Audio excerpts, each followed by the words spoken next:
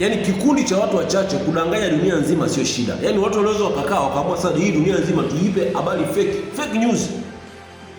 Na wanadamu wengi tunapokea kwa sababu watu wengi hatupendi kufikiria sana. Tunaenda tu kama na upepo tu. Sasa nataka nikwambie kitu kimoja. Na hiki sisemi kwamba ni uongo ama ni ukweli, nataka na wewe ufikirie. Jana NASA Marekani wametangaza kikosi kingine cha watu 4 kwenda mwezini. Kufanya research, sio kwenda kutua mwezini, kulanda mwezini, kwenda kusogea. Mwaka huu tumeona mwezi wa pili wa tatu kuna watu walienda 4, kikosi kilienda 4, ile inaitwa Artem 2, walienda kusurvey mwezi wakaenda kauzunguka wakarudi.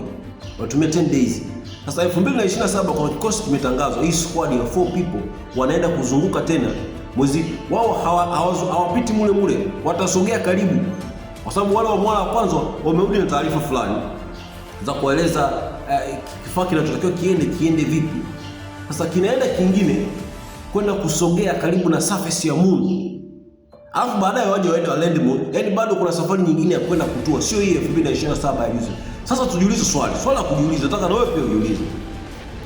Kama sasa hivi wanafanya utafiti huo wa kwenda kutua mwezini, je, 1969 ile Apollo ilituaje? Miaka karibu 60 iliyopita waliwezaje kutua straight bila hata kwenda kuchungulia? Alafu sasa hivi wanafanya utafiti wa kwenda kutua tena? Nataka wanaojiuliza hiyo swali. Kama ile haikuwa ni uongo,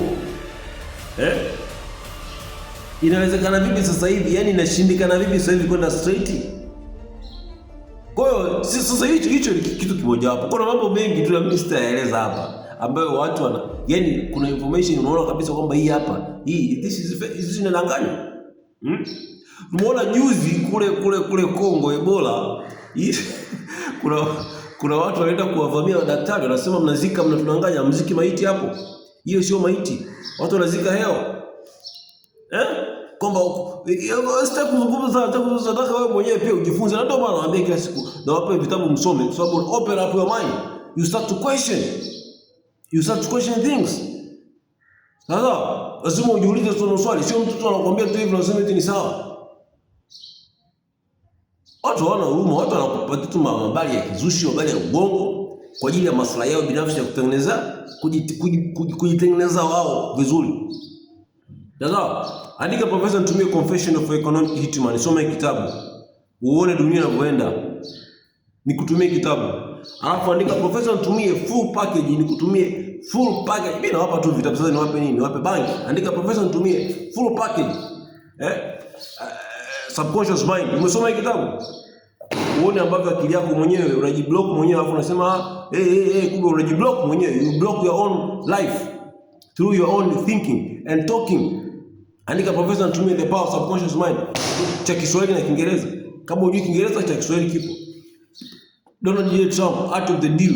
Tuma message nikutumia hapa kwa WhatsApp sasa hivi. Toa macho. Andika nikutumia master key, hiki kimeandikwa na The Grand Lodge Freemason Master miaka 100 iliyopita. Tuma message nikutumie.